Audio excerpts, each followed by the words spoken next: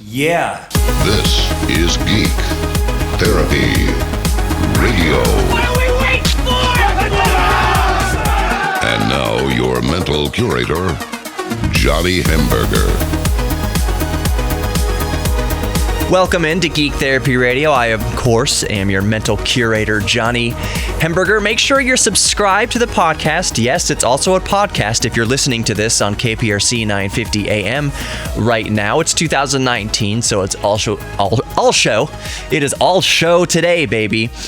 It is also a podcast, and you can get that podcast on the iHeartRadio app. Of course, we favor the iHeartRadio app here at iHeartRadio, but you can also subscribe to it on the podcast app on your Apple device, iTunes. I use Pocket Casts on my Android device. You can get it on Spreaker and Google Podcast. You can ask Alexa to play it. You can get the podcast almost anywhere. Geek Therapy Radio with Johnny Hamburger. Make sure you're subscribed because there's an extra podcast each week called Midweek Geek where I get to explore and just kind of wander, aka ramble about things in a little bit more detail. It's a little more freeform, but you can only get that if you're subscribed to Geek Therapy Radio podcast. So you get this full show and that little Midweek Geek podcast as well. Anyways, I wanted to come out the gates this week. Do you ever read articles? And as I'm saying this, it sounds kind of silly because of course we read articles like this all the time that are so preposterous.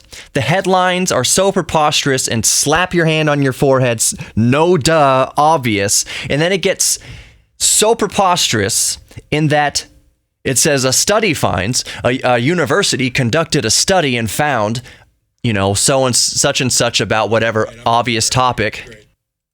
It actually beggars belief. It makes you think someone wasted this much time and energy and money and manpower to put effort into this study, this subject that needs no study, that needs no further clarification.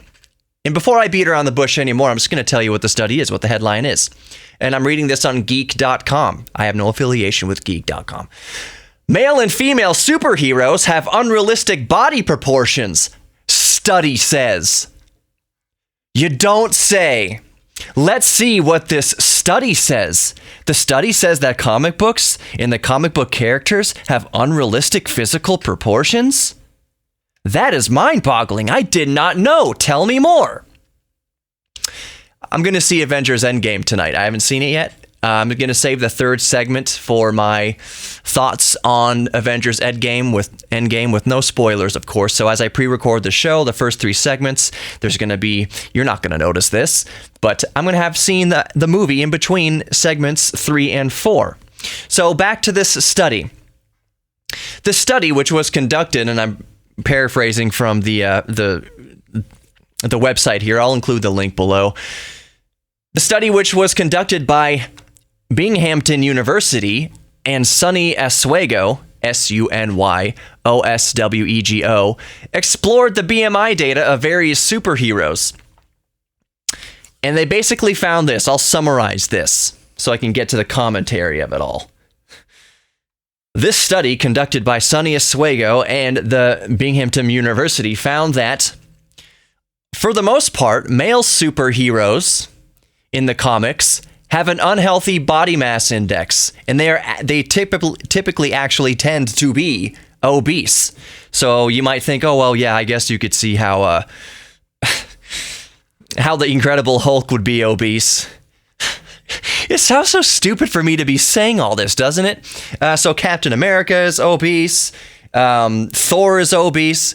Technically, because their BMI indexes are technically high for their stature and frame and build and everything like that. And on their frame and build, they found that their proportions are also unrealistic to average human body proportions.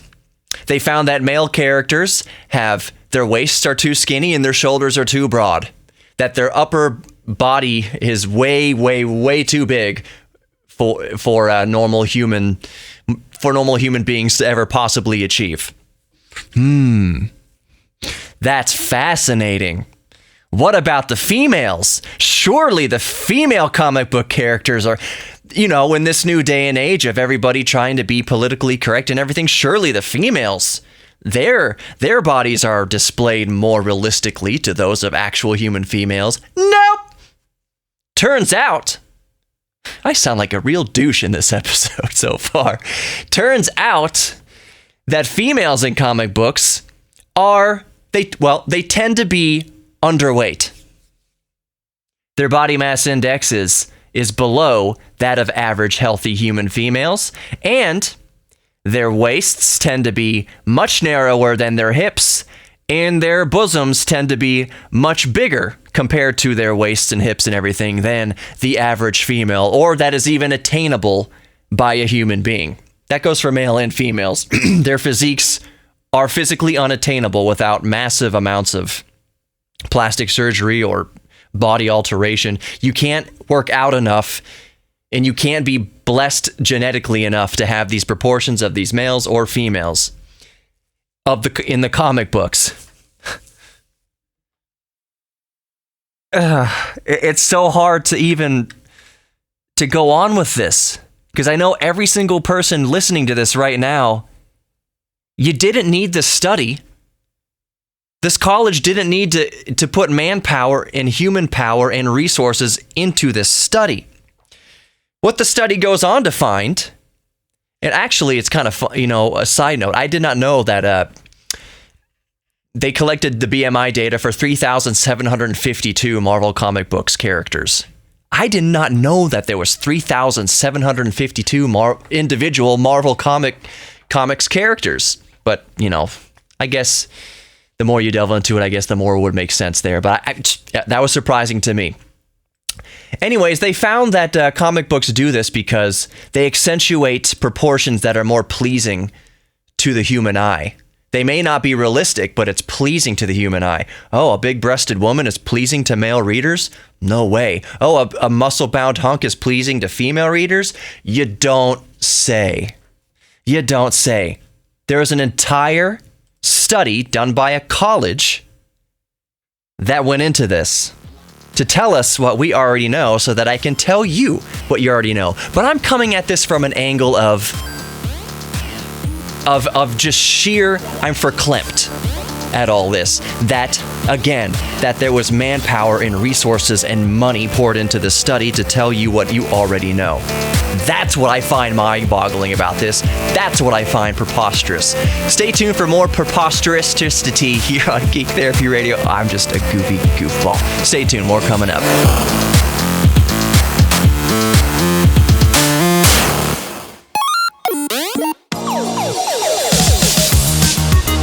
Welcome back to Geek Therapy Radio. As I was doing research for the intended subject of this segment, which I will get to, that is high quality audio now available on Netflix, among other Netflix related things.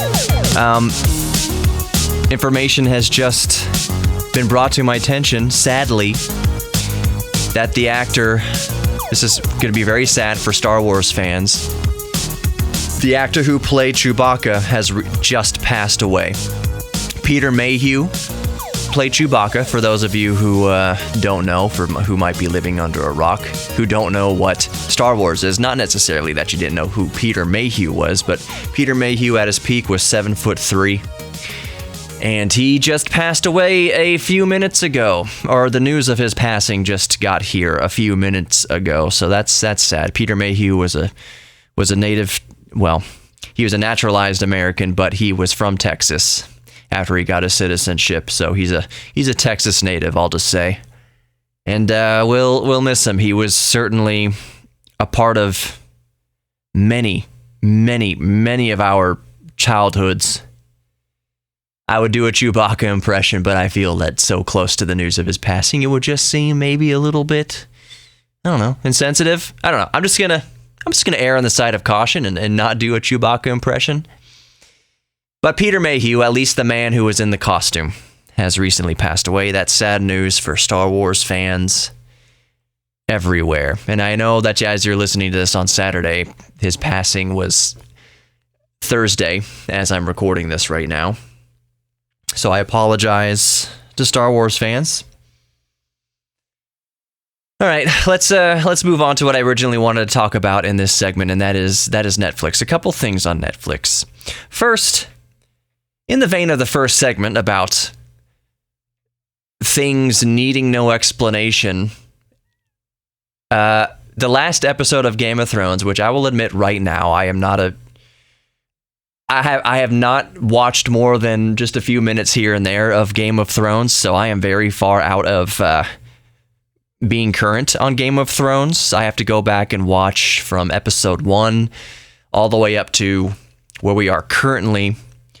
But something interesting happened with the last episode of Game of Thrones, and since this airs technically on KPRC 9:50 a.m. Saturday night, it is before Game of Thrones. I believe Game of Thrones airs each Sunday on HBO. But the last episode, as of recording this show, a lot of people complained. I didn't hear any. Well, the two things I heard about the last episode was a big fight scene, basically, and what I really want to comment on, that it was so dark. So many people complained about how dark the episode was, and I don't mean dark as in violent or sad. I mean actually physically adjust your TV brightness. The picture of it was very, very, very dim. The episode was very, very, very dark.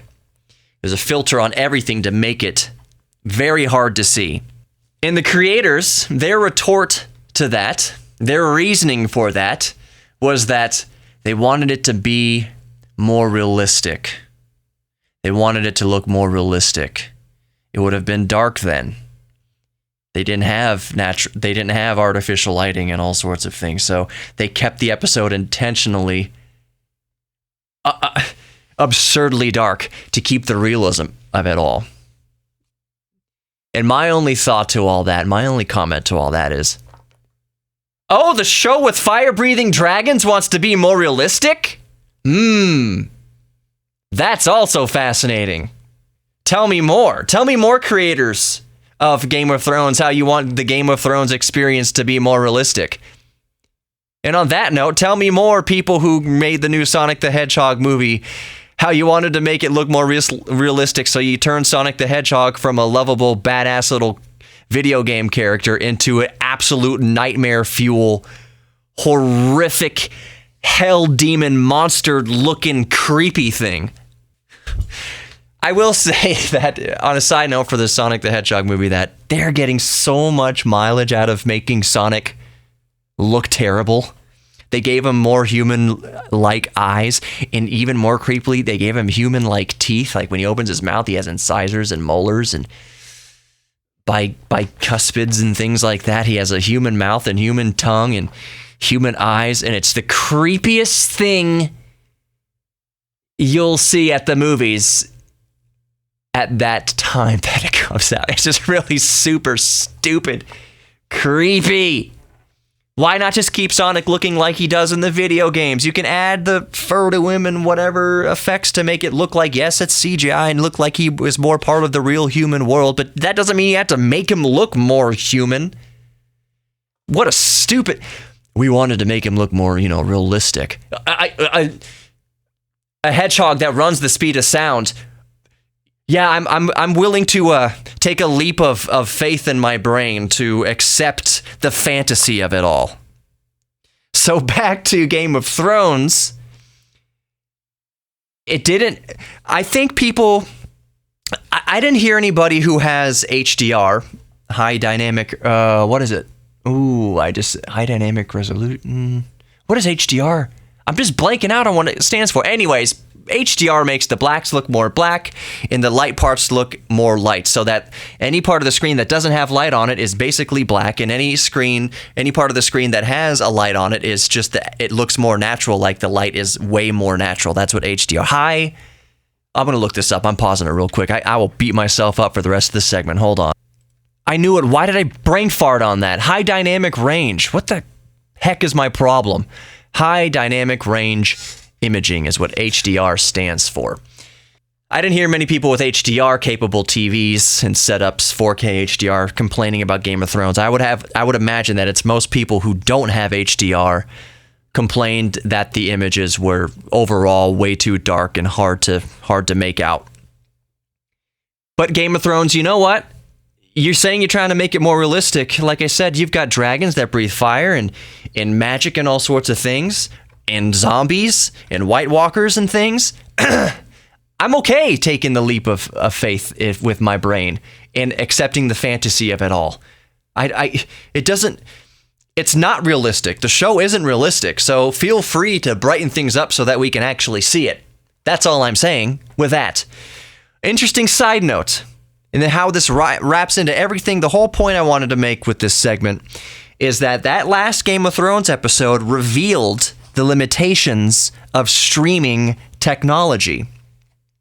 You'll notice that when there are solid colors on the screen or gradients, light gradients, let's say from black to gray or from dark gray to even more black, it looks blocky and pixelated, and you can tell the compression that they're using. You can really see the compression, the data compression they're using to get the picture across, to stream, the images from their servers to your computer. They have to compress the content down data-wise. And this results in artifacts. And a lot of people who saw the dark episode of Game of Thrones saw that, what is all this blockiness and pixelation in the solid colors and the blackness? That's the compression. That's the data compression. And that's when you see the limitations of streaming HD content, or 4K content.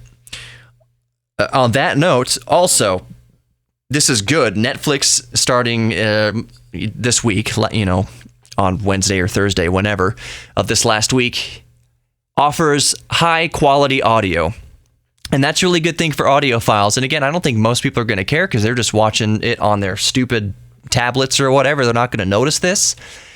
But previously, the upgrade, the audio was, when you did the stream at 5.1 surround sound, it was at 192 kilobits per second. So like 192 kilobit MP3 going across 5 channels, basically. 192K per channel. So 6 channels, 5.1. Now that gets up to 640 kilobits per second per channel in 5.1. That's actually really good. That's a huge bump up, and that will result in much higher quality audio.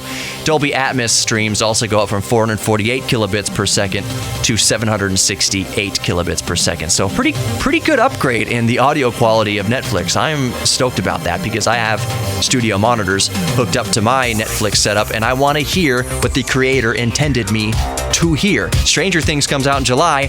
I want to hear every little crinkling of the leaf in there. More Geek Therapy coming up, brought to you in high quality MP3 if you're listening to the podcast.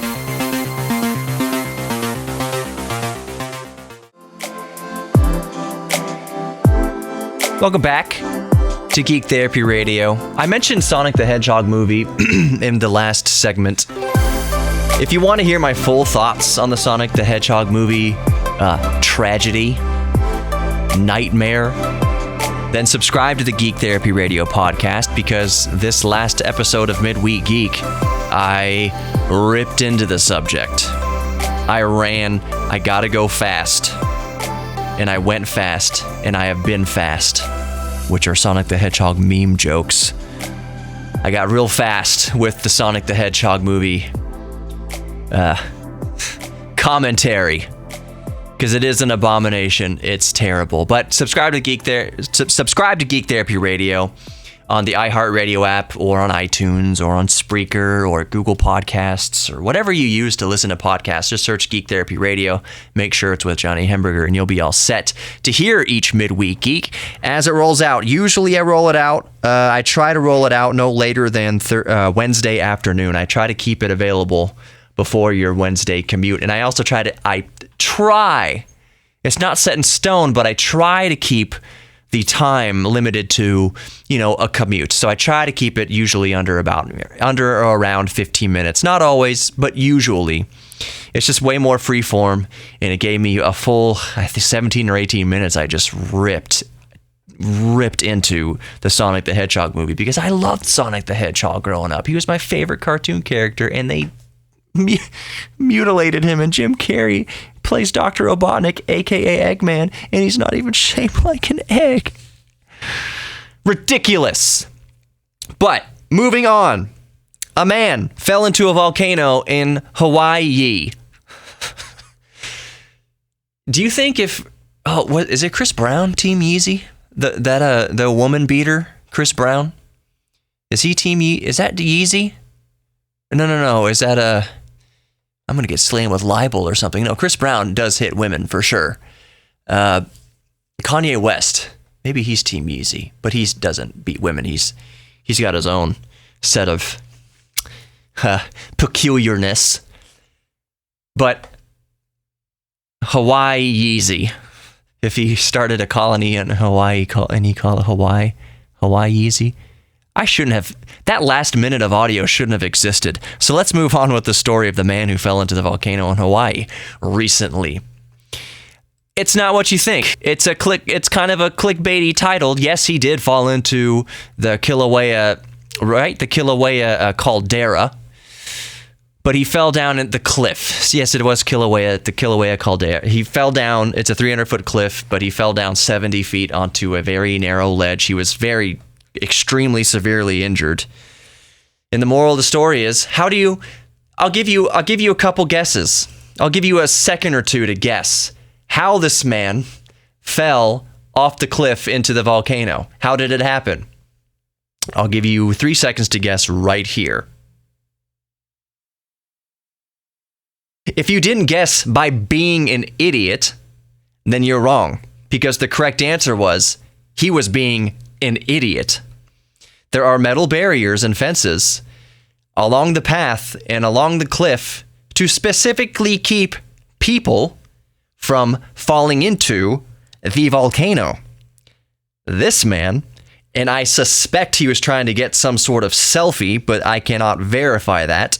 I did a whole episode on this past year's, or whenever I recorded the episode, that year's grand total of selfie deaths, and it will stagger your brain how many people get killed trying to take selfies. But so I imagine this most recent guy who fell in the volcano in Hawaii was probably trying to take a selfie. If I was going to bet $10 on it, probably trying to take a selfie.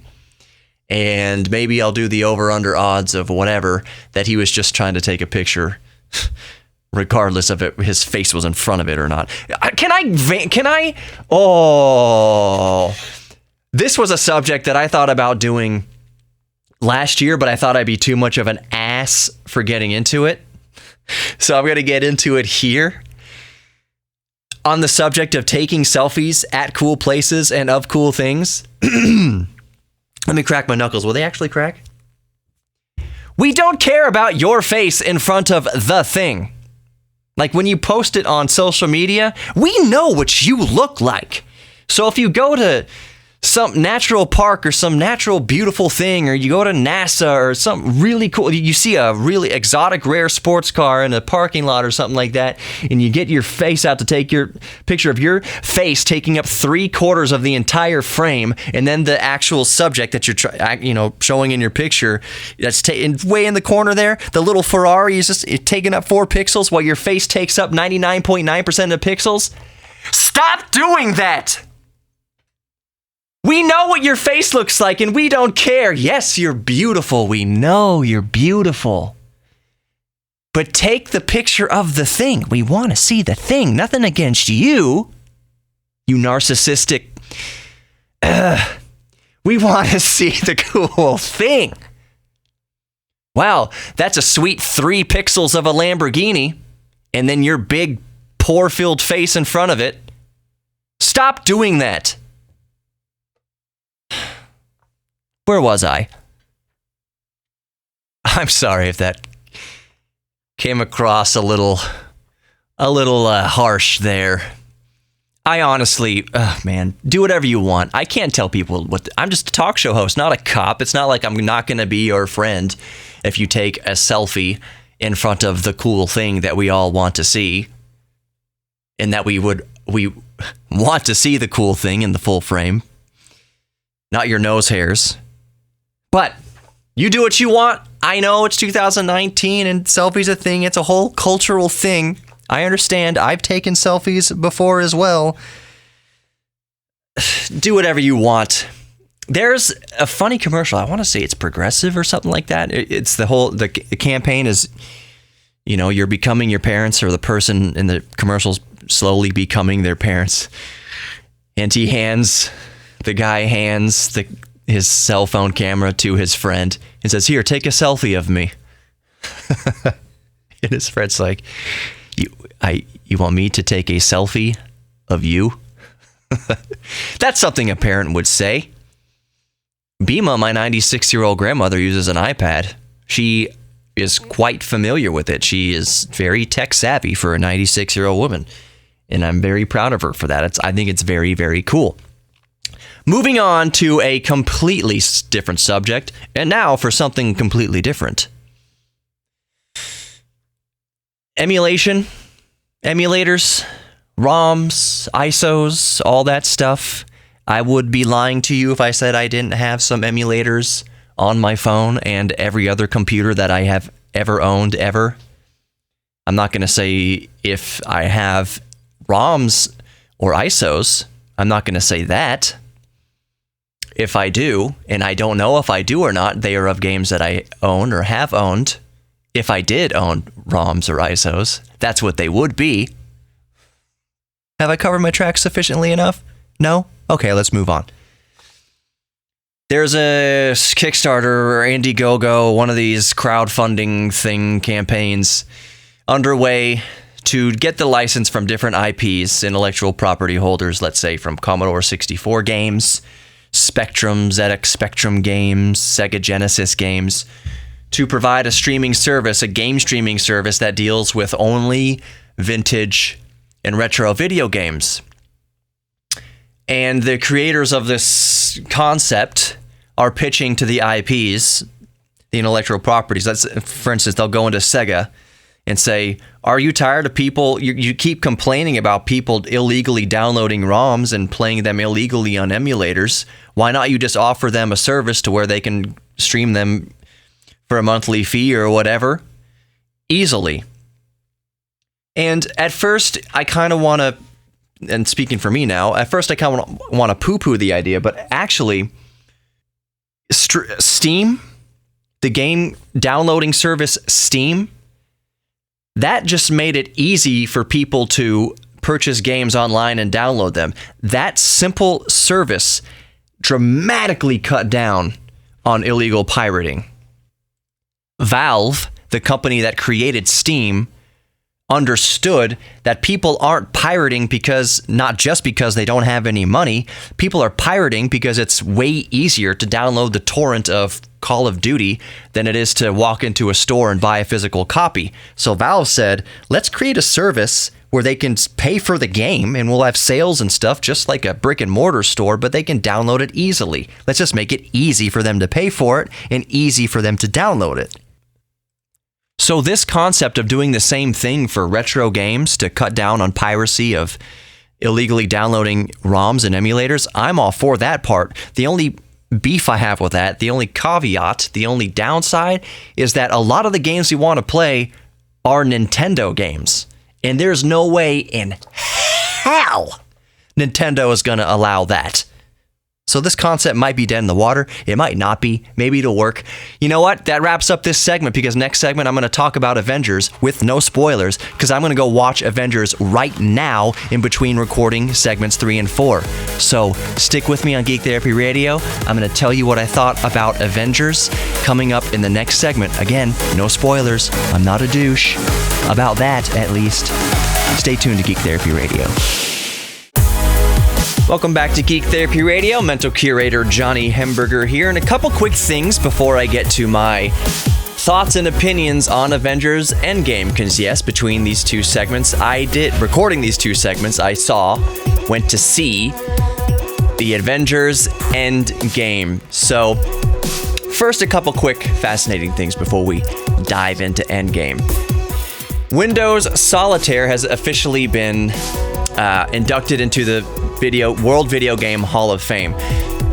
Solitaire on Windows, which debuted with Windows 3.1 way back in the day. And you might ask, well, some of you might say, yeah, I can see how Windows Solitaire would get inducted to the Video Game Hall of Fame. Others might not kind of understand that. I thought it was very fascinating that it was inducted to the Video Game Hall of Fame for what, not because it was a video game, but more importantly, what Solitaire was actually doing for computer users. You got to remember, back when Windows 3.0 came out, when Solitaire was included with Windows 3.0, that was still technically speaking, that was the early days of the mouse interface, of the GUI in Windows-based interface, but mostly it was due to that mouse interaction. Not prior to Windows 3.1, but a few years prior even, most of your computer interaction was done with a keyboard. A lot of computers didn't even have a mouse. So most of our interaction with the keyboard. So what Solitaire did was train people to use the mouse with the clicking and the dragging and the double clicking. They were playing Solitaire, yes, but actually underneath it all, they were getting proficient at the mouse interface. I just thought that was fascinating. 2, before we get on to Avengers, I want to bring up Sonic the Hedgehog movie. If you subscribe to the Geek Therapy Radio podcast, my midweek geek, I, like everyone else, dove into tearing the design choices apart for the Sonic the Hedgehog movie. It has been announced, again, in between recording last segment and recording this segment, that the director of the Sonic the Hedgehog movie announced on Twitter that they are making changes, that they heard the internet's outcry, that they heard public criticism and outcry, and they are, in fact, going to alter the movie before it comes out. And the movie comes out very soon. In the timeline of movies and reworking things, it comes out very soon. So, with the promise that they are going to redesign Sonic before the movie comes out shortly, it gets my conspiracy hat going a little bit here. In brief, I believe that the Sonic the Hedgehog trailer was the only part of the Sonic the Hedgehog movie that had the effed up Sonic, that had the nightmare fuel, horrifically designed Sonic the Hedgehog in it as a publicity stunt. I have a feeling that the creators of the movie were not stupid, and they are aware that the internet is, even prior to that, is just awash with Sonic the Hedgehog memes. Sonic the Hedgehog memes are one of the funniest things on the internet, period. So I think that the creators of the movie made the trailer in the vein of the Sonic the Hedgehog memes. That's why they designed Sonic to look so terrible, to drum up the publicity. And I guarantee you, well, not guarantee you, but I highly suspect that the actual feature-length film has a correct looking version of Sonic all along, that they're not actually going to have to physically alter or correct Sonic's appearance.